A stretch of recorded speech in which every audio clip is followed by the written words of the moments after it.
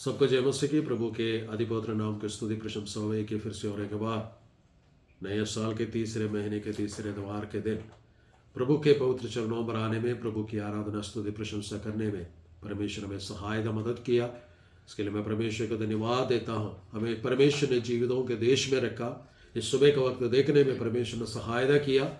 गीतों के द्वारा परमेश्वर की आराधना करने के लिए सहायता मदद किया। गवाहियों के द्वारा और प्रार्थना विषयों के द्वारा परमेश्वर के सम्मुख में विनती और प्रार्थना विषय रखने का मौका परमेश्वर ने दिया।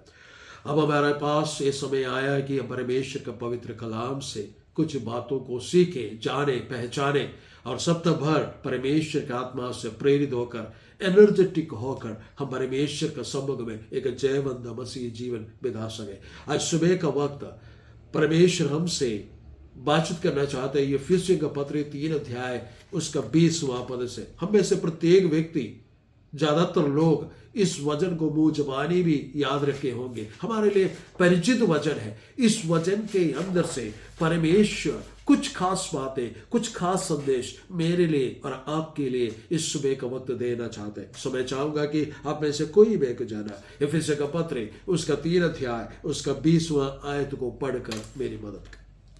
अब जो ऐसा सामर्थी है कि हमारी विनती और समझ से कहीं अधिक हमारे विनती और हमारे समझ से कहीं अधिक काम कर सकता है उस सामर्थ्य के अनुसार जो हम में कार्य करता है। कलीसिया में और मसीह यीशु में उसकी महिमा पीढ़ी से पीढ़ी तक युगानुयुग होती रहे और युगानुयुग होती रहे। आमीन। इस वचन को पढ़े जाने से, सुने जाने से परमेश्वर हमें आशीष और बरकत दे। धन्यवाद। प्रभु के पवित्र वचन में इस प्रकार लिखा गया कि वैसे सामर्थी परमेश्वर है जिसकी आराधना उपासना हम करते हैं। कैसा सामर्थ्य है?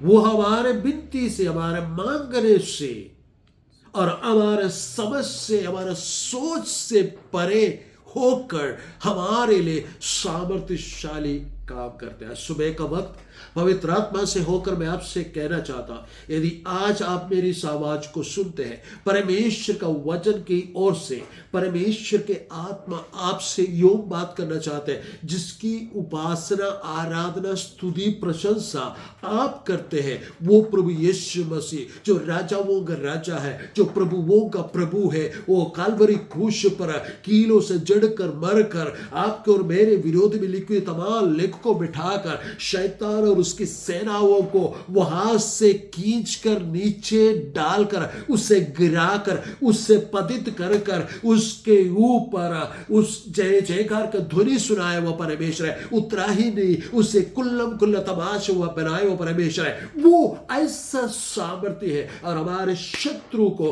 हमारे मृत्यु को, हमारे पापों को, शापों को क्षमा करने का, दूर हटाने का अधिकार वो रखते हैं। वो सामर्थ्य परमेश्वर हमारे विनती से बढ़कर, हमारे समझ से बढ़कर आपके लिए और मेरे लिए काम करते हैं। वो कितना महान परमेश्वर है। आज सुबह का वक्त परमेश्वर की आत्मा यूं कहना चाहते हैं, तुम किसी कमजोर व्यक्ति के साथ नहीं चलते, बल्कि तुम परमेश्वर के साथ जो सामर्थ्य है उसके साथ चलते हैं। जिस परमेश्वर की आराधना उपासना करते हैं, जिससे जब हम पुकारते हैं, परमेश्वर का पवित्र वचन में लिखा है, कष्ट में अति सहज से मिलने वाला सहायक है हमारा परमेश्वर। हमारा परमेश्वर जब हम कष्ट में, दुख में, परेशानी में, बीमारी में होकर जाते हैं, तो परमेश्वर अपने सिंहासन पर बैठकर, हाथ बांध कर ऐसे बैठकर देखकर हंसने वाला या मजाक उड़ाने वाला परमेश्वर नहीं है, बल्कि जब हम से परिस्थिति से होकर गुजरते हैं, परमेश्वर हमारा समीप आने वाला, हमारे लिए सहायक बनकर हमारे लिए सहायता करने वाला परमेश्वर है। उस परमेश्वर का नाम है यीशु इमानुएल, जो हमारे साथ है ना। प्रभु यीशु मसीह के जन्म में प्रभु यीशु मसीह का नाम क्या रख रहा है? स्वर्गदूत प्रकट होकर कहते हैं उसका नाम इमानुएल रख रहा, क्योंकि जिसका अर्थ है प्रभु परमेश्वर हमारे साथ है। कब परमेश्वर साथ है? जब हर कोई हमें छोड़ देते हैं। परमेश्वर कब साथ है? जब कोई हमारी मदद नहीं करते। कब परमेश्वर हमारे साथ है?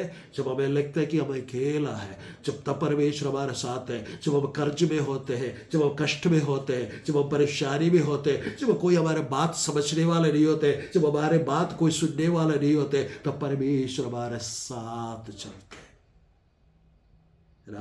परमेश्वर का पवित्र वचन में परमेश्वर सुसमाचारों में इस प्रकार लिखा गया, प्रभु यीशु मसीह के जी उठने के बाद 2 चेले लोग आपस में बातें करते हुए यरूशलेम से एमुअस नामक एक गांव की ओर जा रहे थे। जब वो जा रहे थे तो बहुत ही हताश होकर, निराशित होकर जा रहे थे। उनके उस बात को देखकर परमेश्वर का पवित्र वचन में लिखा है कि यीशु मसीह उनका समीप होकर, उनके साथ होकर चलने लगा और उनसे पूछने लगा कि तुम लोग जो आपस में वाद विवाद जो कर रहे हैं वो क्या है? तो वो कहते हैं कि क्या तुम ही अकेला एक व्यक्ति हो जिसे ये जो बातें यरूशलेम में हुआ उसे तुम्हें पता नहीं लगा? जो हमें बचाने के लिए जो मसीहा आया था उसे पकड़वाया गया, उसे मारा गया, उसे गाड़ा गया, और कुछ लोग कहते हैं कि वो जी उठा, हमें कोई पता नहीं है। तो प्रभु यीशु मसीह मूसा से लेकर, भजन संहिता से लेकर और जो जितने भी नबी लोग थे उनके किताबों के अंदर से प्रभु यीशु मसीह के पीड़ानुभव के बारे में, कष्टानुभव के बारे में और प्रभु यीशु मसीह के जी उठने के बारे में जितनी भी बातें बताया गया था वो सारी बातें उन्हें समझाने लगा वचन से। जब एमुअस में पहुंचकर उनके घर में वो जाने लगे तो प्रभु यीशु मसीह आगे बढ़ जाने का भाव दिखाया। तो उन्होंने कहा कि हमें छोड़कर मत जाओ। प्रभु यीशु मसीह को भी उन्होंने उस घर के भीतर ले गया। जब वो खाना खाने के लिए बैठे और रोटी जब रखा, प्रभु यीशु मसीह ने जब रोटी उठाया उन्हें तोड़कर उन्हें दिया, तब उन्हें पता लगा, उनकी आंखें खुल गया और देखा कि वास्तव में प्रभु यीशु मसीह। जब उन्होंने आंखें खोलकर उनकी आंखें खुल गया, यीशु मसीह को देखा, यीशु मसीह वहां से गायब हो गया। उनके मन के अंदर वो आपस से बातें करने लगे। देखो, जब हम बातें कर रहे थे, ये जब हम हमसे बातें कर रहे थे, हमारे अंदर एक आशा पैदा हो रहे थे, हमारे अंदर परमेश्वर का वचन के प्रति एक जलन पैदा हो रहे थे। कहकर वहां पर जो रात को ठहरने के लिए इंतजाम किए वो शिष्य लोग वापस उसी वक्त दौड़कर यरूशलेम की ओर गया और सारे शिष्यों से कहा कि हाँ, यीशु मसीह जी उठा और हमने देखा कि यीशु मसीह यरूशलेम से लेकर एमुअस तक हमारे साथ रहा और हमसे बातें किया, हमें उत्साहित किया और हमारे लिए रोटी तोड़ कर दिया। मैं आपसे कहना चाहता हूं, शायद आपके जीवन के राहों में आपको लगेगा कि आप अकेला है, लेकिन आज सुबह के वक्त कहते हैं वो सामर्थी परमेश्वर आपके साथ हमेशा हमेशा हमेशा बना रहते हैं। आपको निराशित होने की जरूरत नहीं। किसी महान परमेश्वर का दास ने इस प्रकार लिखा, एक व्यक्ति के अंदर निराशा तब आता है जब उसके अंदर का भय भक्ति जो परमेश्वर का प्रति है वो खत्म हो जाता है। यदि आप निराशित हैं, आपको ये बात जानने की जरूरत है, आपके अंदर का भय भक्ति जो परमेश्वर का प्रति है वो कम हो गया है।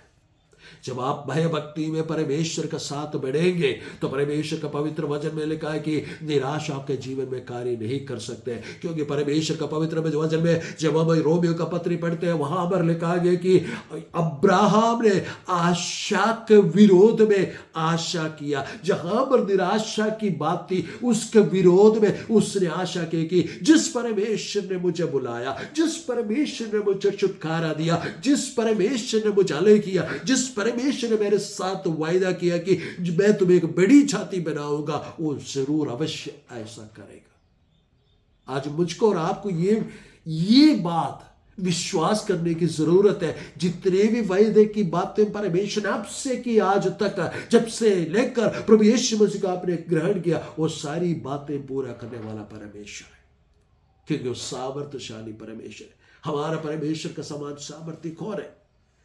परमेश्वर का पवित्र वचन में यशायाह की किताब में लिखा है कि वो अपने हथेली पर पूरे धरती को संभाला हुआ परमेश्वर है। हालेलुया। और वो अपने बत्ते से पूरे क्या बोलते हैं सागर को नापने वाला परमेश्वर है। इतना महान सामर्थ्यशाली परमेश्वर है। जितने भी प्लैनेट है, जितने भी गैलेक्सी है, आकाश गंगा जितने भी है, उन तमाम बातों को शून्य पर लटका कर परमेश्वर ने रखा है। कितना सामर्थ्यशाली परमेश्वर है।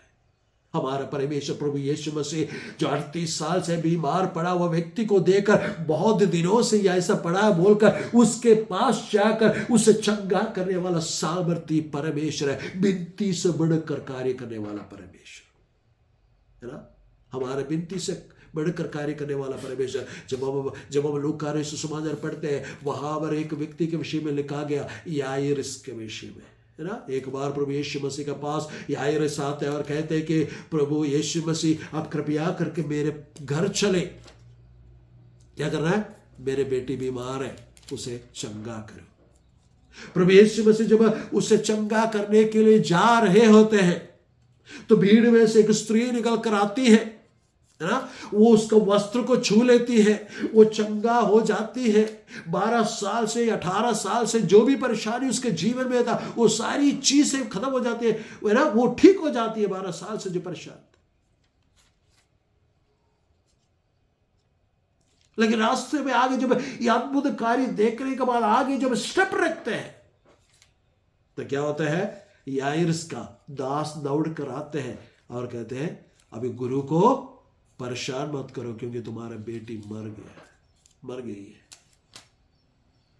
अभी तक याइरस प्रभु यीशु मसीह को लेके चल रहे थे और ऐसे का निराश उसका हाथ लगा कि अब कोई आशा की बातें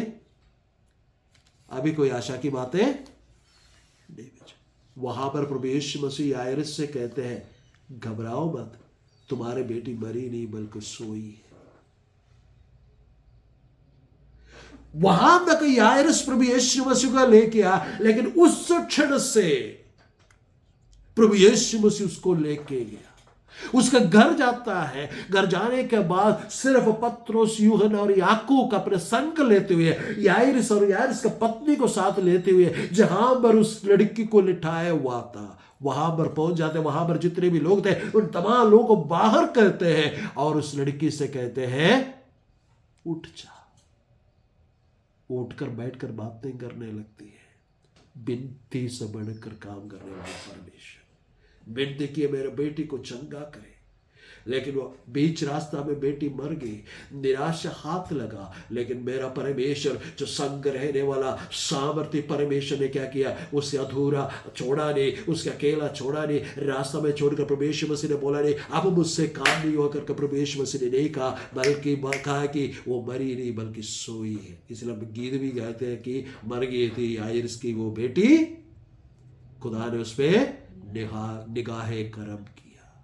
मेरा परमेश्वर अनुग्रह दिखाने वाला परमेश्वर, साथ छोड़कर जाने वाला परमेश्वर ने, विनती से बढ़कर काम करने वाला परमेश्वर है। यदि आपको लगता है कि आप जिन विषयों के लिए प्रार्थना कर रहे थे वो शायद इस याइरस के बेटे का समान मर गया करके सोचकर आपने छोड़ लिए होंगे, लेकिन परमेश्वर का आत्मा से होकर सुबह का वक्त एक नबूवत के तौर पर मैं आपको कहना चाहता हूं, यदि आप परमेश्वर के सम्मुख में जाते हैं तो मेरा परमेश्वर क्या करेगा, जैसे याइरस को लेकर चला वैसे आपको लेके चले। आपके उस सपने के पास पहुंचाकर परमेश्वर कहेंगे ये मरी नहीं, ये सपने तुम्हारा मरा नहीं बल्कि सपने को इस वक्त में जागृत कर देता हूं, इसको मैं जगा देता हूं करके उस सपने को पूरा करने वाला सामर्थ्य परमेश्वर हमारा परमेश्वर।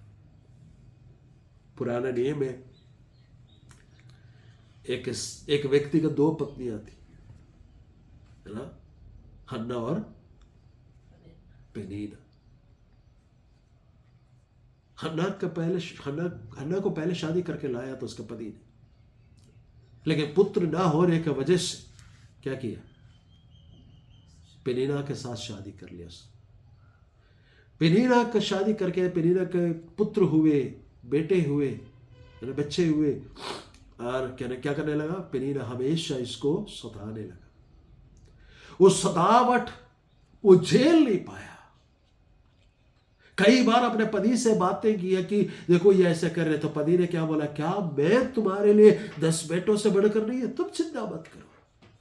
लेकिन बार बार पेनीना उसे तंग करते गया। तो एक दिन क्या किया, जब यरूशलेम में पर्व के दिन में गया तो परमेश्वर का सम्मुख में अपने हृदय के दुख के कारण वो परमेश्वर से बातें करने लगा और बोला कि देखो परमेश्वर, मेरे विरोधी जो मेरे घर में रहते हैं, है ना, कुछ लोग घर में ही विरोधी होता है, विरोधी जो मेरे घर में रहते हैं वो मुझे सता रहा है, सता रही है, आप मुझे देखिए।